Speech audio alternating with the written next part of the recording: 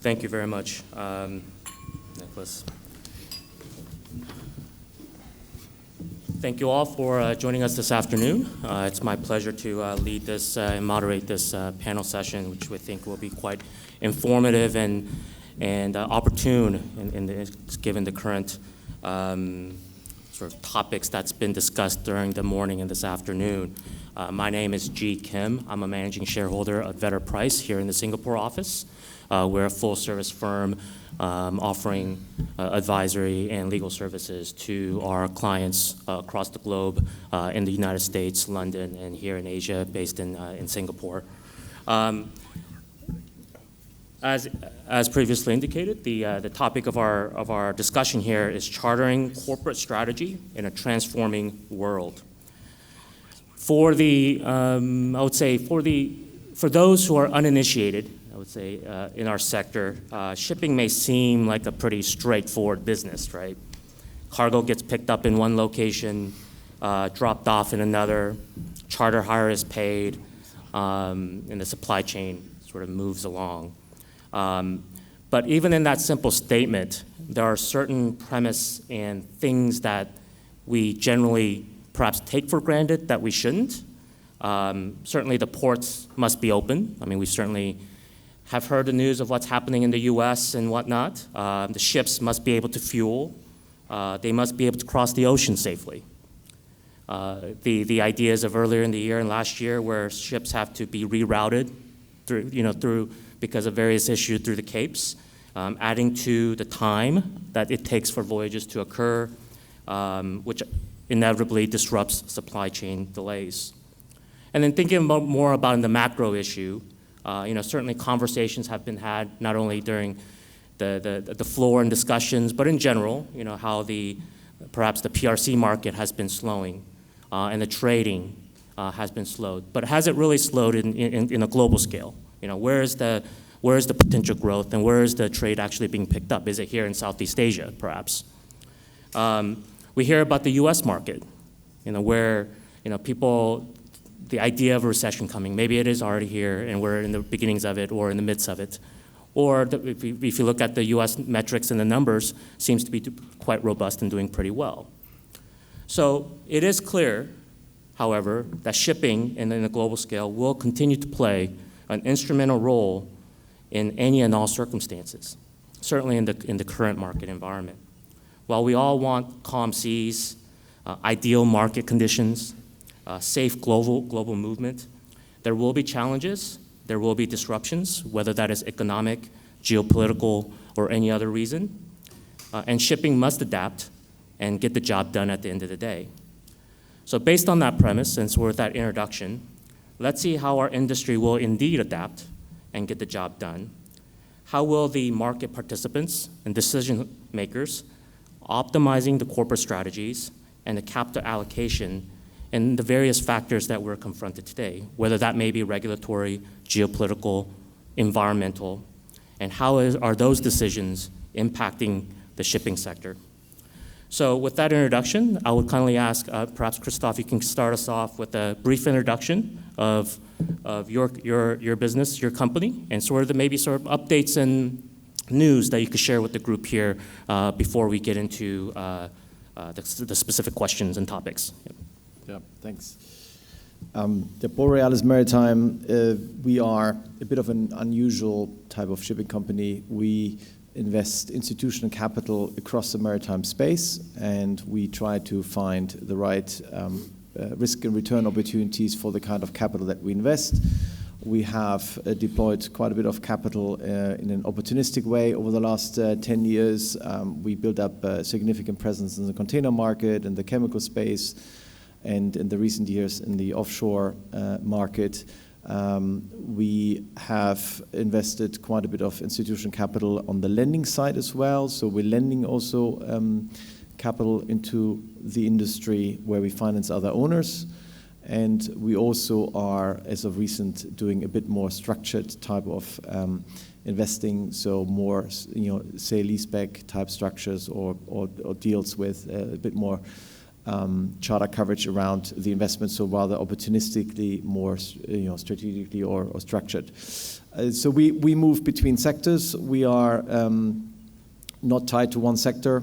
We move across everything that we find interesting, and that means that we need to be very much informed about all the various sectors, and we need to be nimble around executing opportunities in segments that we may have not been involved in sometimes before.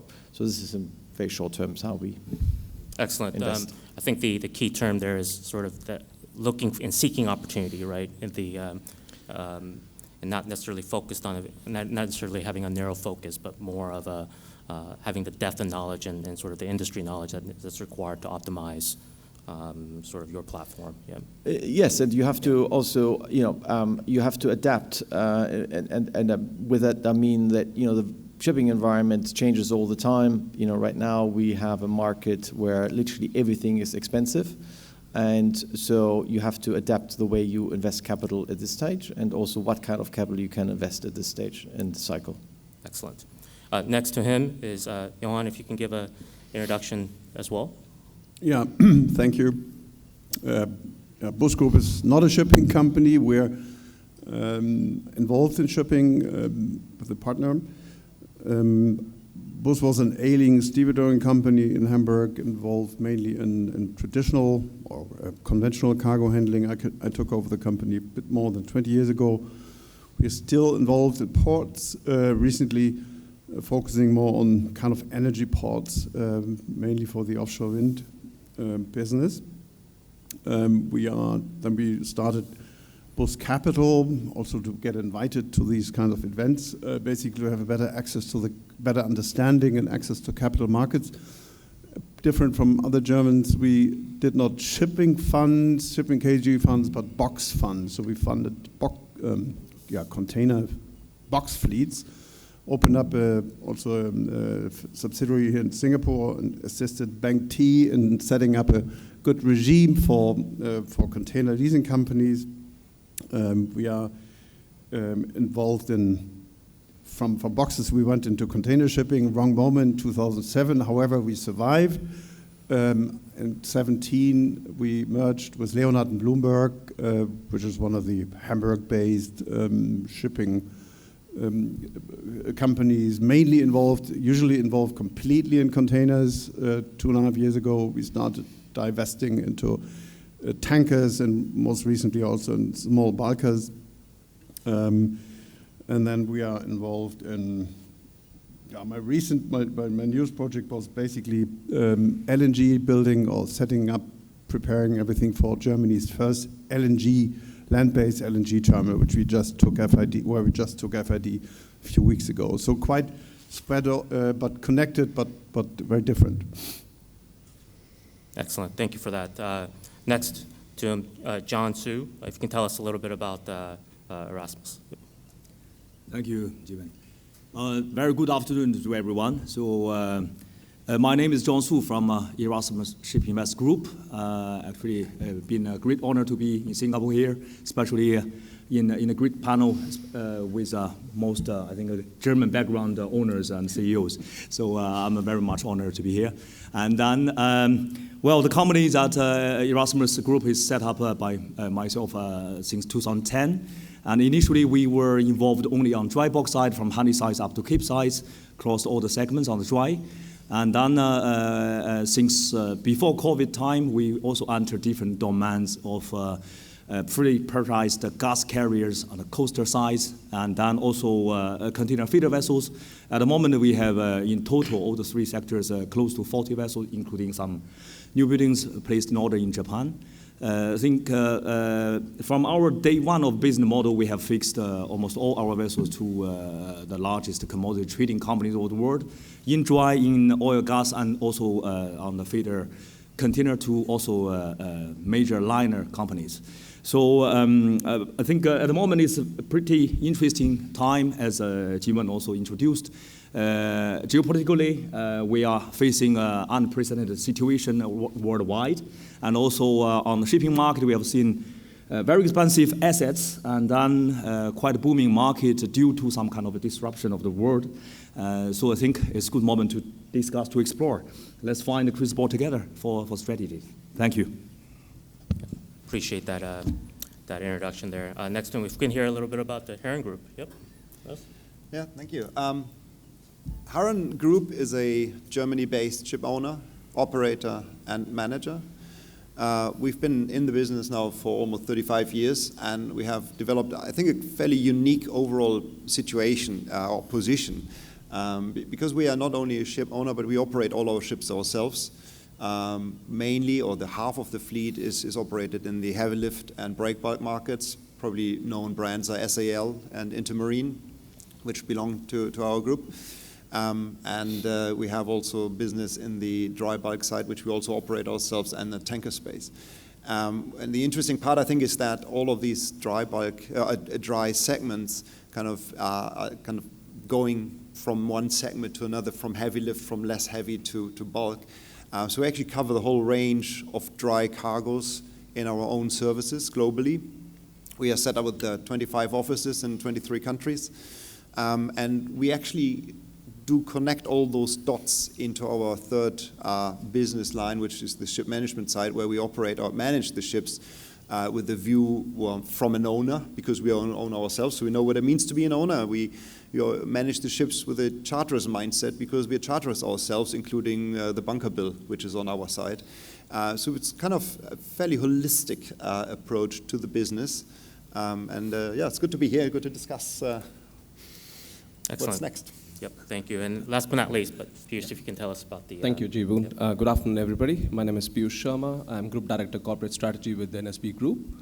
We are both a usual and an unusual shipping group. On the usual side, we are a maritime services group, main businesses being ship management, new building, crew management, maritime training. On the unusual side, we are also an incubator of startups. We invest in external startups, our own startups. We have been in existence since 1982. In the glory days, we also had the unique distinction of being one of the first few German tanker managers on the gas side in the 90s. At the peak of the market, we were one of the largest container managers across the globe in terms of container tonnage. And right now, we are proud to be one of the most innovative SMEs in Germany, having won an award 3 times in the last 4 years for our innovation capabilities. We are headquartered in Buxtehude, which is south of Hamburg. We have a branch office here in Singapore, and we have satellite offices across Philippines, China, South Korea, and Sri Lanka. And thank you for having us on the panel, Woon. Good to be here. And I appreciate the panelists here for that brief introduction, and that certainly lends itself to the unique perspective, hopefully, that the audience will be able to garner here. Generally, I like to start the discussion from a bigger picture item perspective, with queries on corporate strategy, and then we can kind of tailor it down to specific elements of what that actually means. But in general, the first question I would pose to the members here are, how are the shipping companies in the global maritime sector dealing with and adapting to the current market challenges that are posed by the various market volatility that you see, whether that's due to the economic reasons, the geopolitical reasons, perhaps it's the increased focus on ESG or the increasing regulations that we tend to see on a global scale. So, Christoph, if you could start us off with sort of your thoughts on a big picture matter. Yeah, thank you. So it's interesting. It's almost 4 o'clock, and I think so far at this conference we have talked about alternative fuels, retrofits, startups, safety. This was the first dry cargo panel of 40 minutes I've ever gone through where the word demand and supply never occurred. It's extraordinary, So of course this is important. All these topics, I don't want to, dismiss that these topics are important, but at the same time, first and foremost, most of us here are trying to make money in this industry, and money is still made by getting demand and supply correct, and obviously embracing new technologies, but it's not all about just that. So, for us, it's the way we invest capital, as I said, it's institutional capital. It has different risk and return profiles for each investor. Some investors are, having, based on the capital that they again have from pension funds, and others have sometimes higher ESG requirements. Some have lower ESG requirements, or for some of our investors, we are a small side pocket where they can kind of play the market without having the fear that they're constantly being monitored about their ESG profile. But it's one of the things that we have certainly, noted ourselves, given that our capital is institutional capital. If I go to New York these days, I may have 50 names in my book from private equity firms that in the past we have visited, have spoken to, who have shown an interest in maritime. And 5 years ago, I probably could have gotten meetings with 40 of them. Today, maybe 10 are willing to receive me, and that is mostly down to many of them have ESG agendas today that does not give them the authority anymore to invest into a polluting industry, as I see it. They forget the services sometimes that this industry does to the world, and with that I mean particularly also to the developing world, and what the maritime industry has achieved in regards to lifting countries out of poverty into a connected world. The ESG agenda seems to be trumping everything for some of them, and they no longer can embrace transportation as a sector they can invest into. And then others are obviously questioning, why shipping now? Most of these have been more opportunistic and distressed-oriented investors who have in the past obviously very much focused on shipping. But they have other sectors that they can invest into right now, and they feel that shipping is maybe not an opportunistic market right now, which we very much agree on. So for us, it's really find the right risk and return projects right now, which is not easy.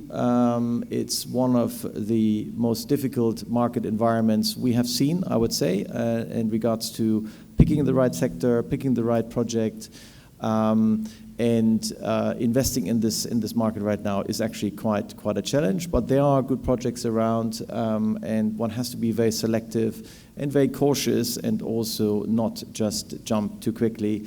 Residual values are high right now, or basically values are high, and quite often residual values are high that you have to sometimes take on. So you have to be cautious around investing capital at this stage right now, and you have to be patient, and you have to tell your investors also that patience pays in this case here right now, rather than rushing into projects that eventually turn out in a few years' time to be difficult. The geopolitical world obviously is always throwing a bit of a curveball to us. The last few years, you have to be careful at some dinner parties if you tell people that COVID was good for shipping, Ukraine war was good for shipping, and now the Houthi rebels are good for shipping. But this is the truth to some extent for us. So the Houthi situation in the Red Sea has created what I would describe in the container market as a bit of an Indian summer.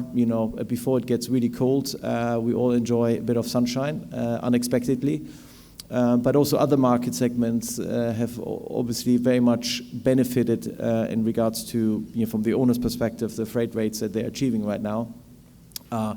But this will change again, and once this situation in the Red Sea is over, I think the container market is really going to be in for some difficult times, and also some other market segments will suddenly see much more volatility coming back.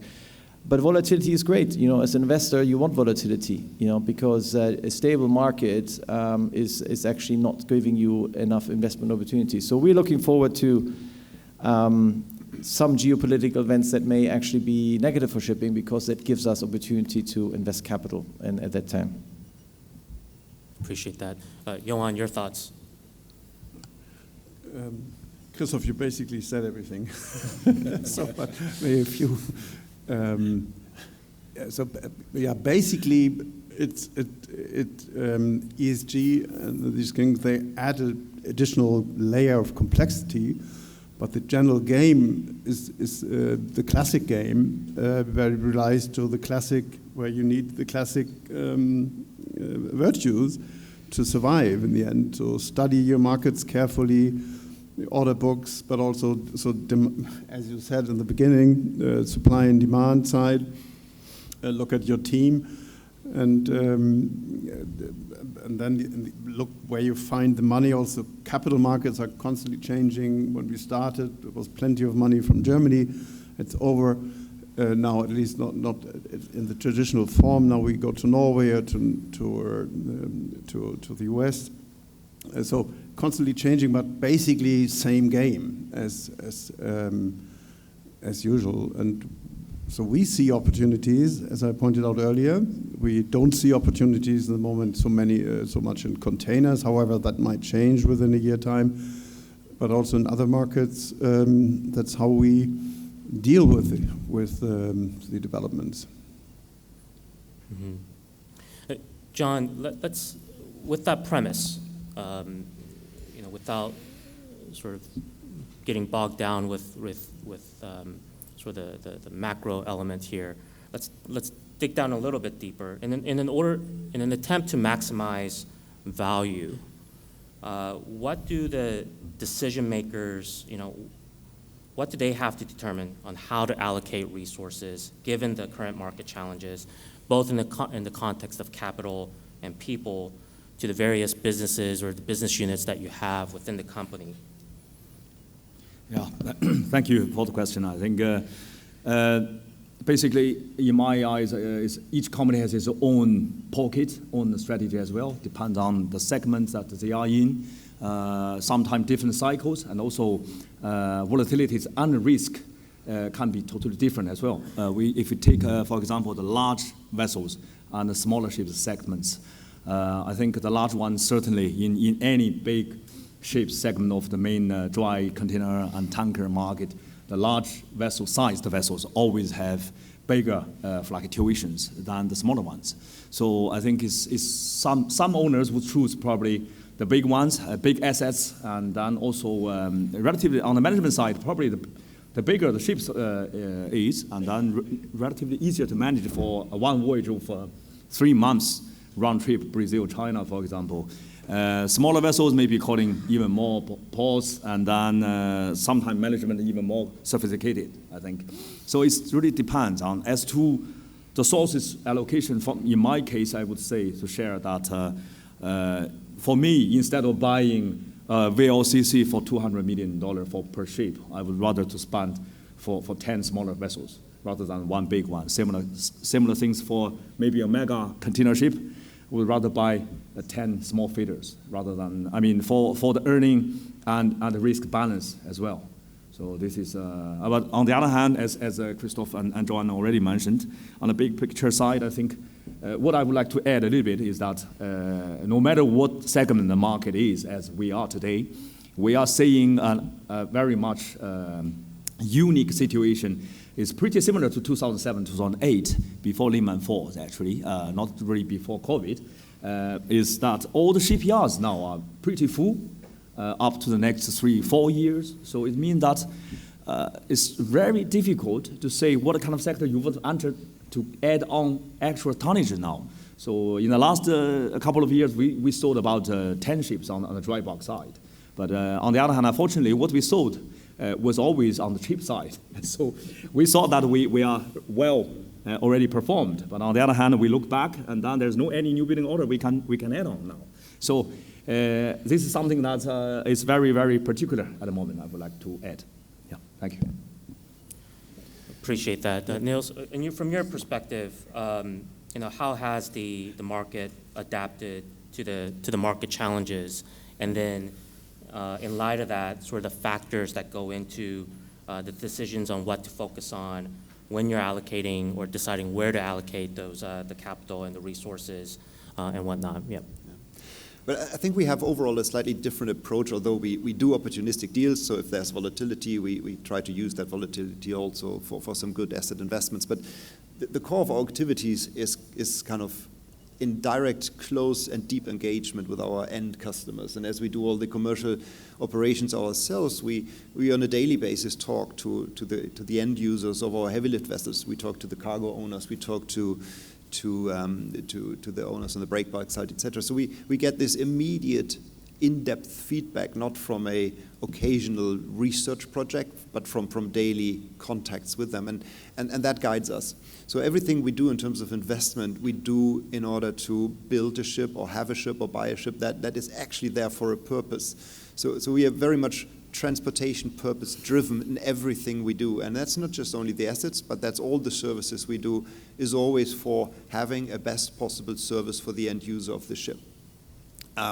And that includes, by the way, everything also in terms of adding digital services and cooperating with startups, etc. But the core here really is to know your client in depth. And what really pays off here in our structure with the different vessel types is that we do not only have this deep insight into what the client actually wants to do with the ship or what the expectation on a transportation service is, but also we can connect those dots from different segments. For example, the vetting know-how and the direct feedback from oil majors on the tankers helps a lot to deal with right ship and prepare bulkers for such inspections, or to deal with an auditor on a heavy lift operation in port who might even have an oil major background when auditing our operations and how the crew behaves. So there's a big kind of exercise in connecting the dots, but in the end is always for the cargo operations. Everything we do is for the end client. And I think that aligns all our kind of fairly diverse activities into one kind of singularity in the end, why and what we do it for. Mm-hmm. Piyush, very similar question there, but I think you talked about when you were doing your introduction sort of a unique position that you have in the market. Perhaps if you could share your thoughts on not only, again, the market challenges, but sort of the factors that goes into your decisions, the company's decisions, and how to allocate capital amongst the businesses, certainly to, again, going to Christoph's point, to earn the highest rate of return if possible, given the conditions. Yeah. Thank you, Johann. I guess, fundamental view, which I would echo, I guess, is common to all, is, fundamentally, you're always short of time, resource, and money for any investment. Same is the case with us in many companies, but ultimately, we do evaluate from time to time what are the allocations we have to do. We have built up a team to evaluate all the opportunities that we see in the market. And the three, fundamental businesses which we look at is invest in people, invest in technology, and then invest in assets. So we come from a maritime services background rather than asset ownership background. So for us, the key driver is people, because they drive all the businesses. We have done ties up with universities. We have, created leadership programs internally. And on investing in technology, as I mentioned previously, we are heavy into looking at what digitalization can offer. Obviously, we are a boutique manager, so we look at how the economies of scale can be achieved through digitalization rather than the numbers game. And then, of course, given the background that we are in the industry for so many years, we are also looking at co-investments in vessel projects. So that is how we allocate our time and resources to be able to get the best returns for the group. Indeed. Just circling back here, Johann, if you could, one of the things that I would be curious about hearing your thoughts on is, given the topic, how you would go about analyzing sort of the external opportunities that are outside of the company, and seeing what the market is doing, and allocating capital between the opportunities that you see on an internal basis within the company, whether that's allocating it to investing in the people, in the existing platforms that you already have, and you're seeing outside opportunities that's happening in the market, whether there's an opportunity there in the market. How do you analyze where to go? Where to invest? With external versus internal? I think it's a constantly changing environment. So it always depends on, first, how much money you have to spend. If there is a bit money to spend, then it's easier also to look for external things. If it's less, then at least I normally try to keep it in the company. Recently, when we did for one example was when we went into that LNG venture in the end, because we saw market, there was not a real market for gas in Northern Europe, in particular Germany. They all reliant on pipeline gas. So we said there must be a business case, and we're proven right, fortunately. So So we invested some money there, but as I said earlier, normally we look to external opportunities, of course, and I said opportunities, so it's a bit opportunistic, and we look mainly also to how deep our pockets are, Yeah, indeed. and make our decision. Yeah. Christoph, any final thoughts with on this line of query? Yeah, we're slightly different than more or less everyone here on the panel. Maybe John, not so much, but we are really, the asset is our core focus. The investment into the asset and the deployment of that asset, and we are not really focused on either the service side of the business, although we have some service businesses as well. But generally, that's not the forefront of our day-to-day activities. And we are also not able, with the way we invest, to really be kind of investing into research and technology and test things out. We don't do new buildings. The capital we have generally doesn't work for new buildings. And also for us, it's rather difficult to kind of embrace new technologies by trying them out. We don't know which sector we are in exactly in 5 to 10 years' time. And so for us, it's really the focus on the asset. And so for us, the internal versus external capital allocation is not really applicable for our business model. Indeed. But I think the audience has gotten to see a variety of perspective here, and I think that's very appropriate for the topic. I want to move away from the allocation of resources and talk about sort of the corporate strategy and the management part of it.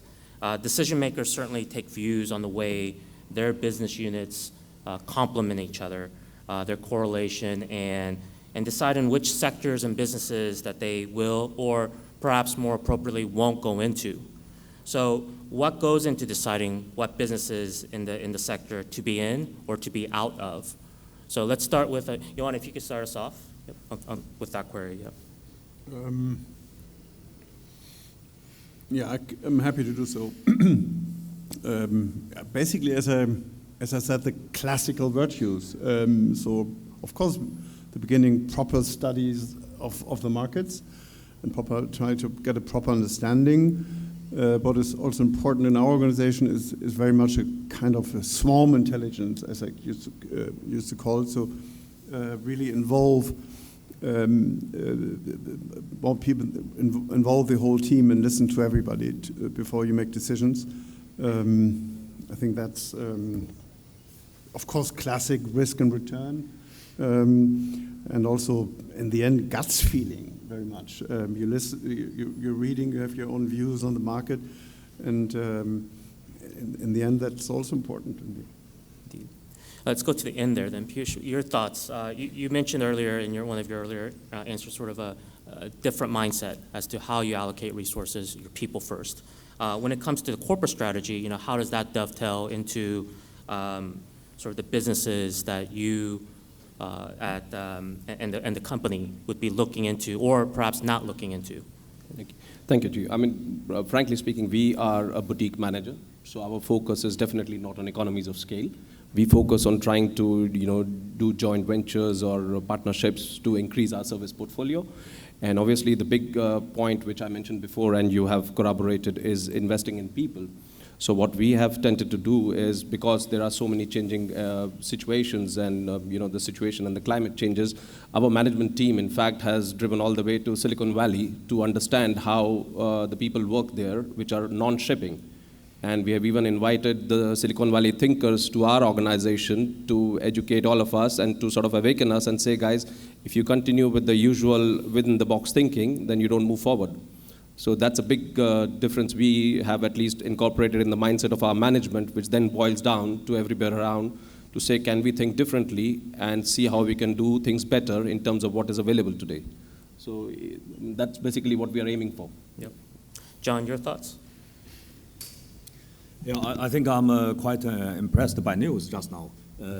Building up 25 offices around 22 countries, you said? 23. 23 countries, yeah, sorry. I think that's probably the things that also we are trying to build up at the moment. I think We are entering a new era of deglobalization. Let's say put away of the challenge of global geopolitical challenges. We put the other way. I think instead, because the globalization is really facing challenges, we are also trying to put a little bit different cover geographically. So in the last couple of years, we have set up a few other offices in Vietnam, in Denmark, also in Japan. So we are going to try to do the same track. And externally, we're also thinking about to see if any M&A opportunities we could also do.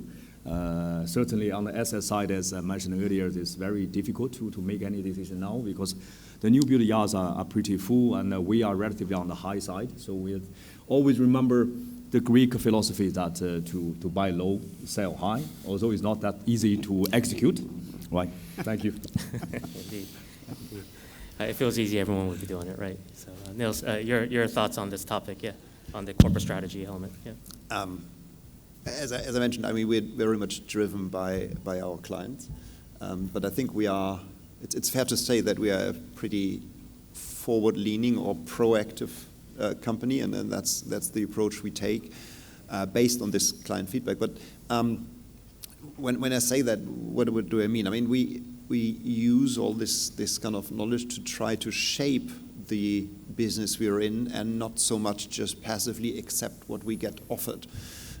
For example, currently we're building 5 heavy lift new builds of new vessels in China, and they're going to be really nice ships. We designed them in-house with our own engineering and design teams, etc. And this is something where we try to, in our niche, to really be an impactful player and shape that niche as much as we can for the good of our customers' happiness. And I think this very much drives all we do. So where can we actually play a role, and where can we clearly answer the question, why do we exist? Why are we there? Is there a reason for us to be in the business? And I would say, yes, there is. And this drives us, and this drives our decision making to make sure that we actually do deliver value in the end to our clients. And I think this same approach that I just described for the new buildings applies to all the other services that we offer, where we try to be not just kind of copy what everyone else did, but simply just try to be as good as we can and do that in a very collaborative way. And just one example, 2 examples here. We actually do love collaborations, and on the commercial side of the heavy lift and break bulk business, we, for example, joined forces with another competitor, Jumbo, and we joined forces in order just to be more present in the market, but not in the sense of market share, but just simply to be able to offer more departures for our clients on different types of vessels in different ports at different points in times. And we are engaged in quite a number of joint ventures, and not always legal joint ventures, sometimes just kind of joint activities. And it's probably also fair to say that it's, I can't reveal much, but there's going to be more in this space to come, because we really think this is adding value. So you don't have to do everything yourself. As long as you can add value together, then that's something we look into, and that drives us as well. Indeed. In the last couple of minutes here, what I would like to do is circle back to actually what Christoph initially started about, sort of the balancing the trade-off between risk and return here. I mean, at the end of the day, companies like to make money, and find opportunities. But rather than going in depth with each of these answers, if there's 1 or 2 words that you could leave the audience with as what the decision makers should be focusing on when they are managing and thinking about managing risk and the return. Christoph, if you want to start us off. Yeah. I guess 1 or 2 words is difficult. Yeah. But I mean, at the end, as I said earlier, look, it's a very, very difficult. I find it is extremely challenging investment environment. My business partner Elias and I, we may have ideas of what we want to do and what we find interesting. We still have to convince the capital providers to do so. Back in 2021, we had 2 main investment strategies. We wanted to launch a tanker fund, and we wanted to launch an offshore oil and gas fund, and we got traction on the oil and gas side. We didn't get traction on the tanker side. Couldn't convince anyone to back us on tankers. In hindsight, obviously, we missed a great opportunity there. So, But it's yeah, as I said, it's weighing up the opportunities that are out there, convincing your investor that you know what you do, and that you have a realistic view on risk and return. What's achievable right now? Right now, 20% plus IRRs in shipping is tough. It's not there, and so we rather actually right now invest a bit more conservatively. You know, don't take too much residual value risk. You know, this market, we know shipping, it always changes. You know, things come from somewhere. We had geopolitical events in our favor, as I mentioned earlier. They will not always be in our favor. Don't lever up too much. Be conservative. Have a rainy fund on the side for the day when you need it. And then also be patient. You know, we all had to be patient for the upturn. And also we have to be patient sometimes for waiting for the downturn where we can deploy much more capital, much quicker. This is how the landscape really shaped up for us. Yeah. I mean, this is certainly a topic that I think we could go on for another half hour, but I think we're at our end of our time for our session today. Certainly appreciate the insightful details and information that the members here have shared with the audience, and hopefully the audience gotten something out of it today. Thank you all. Yep. Thank you.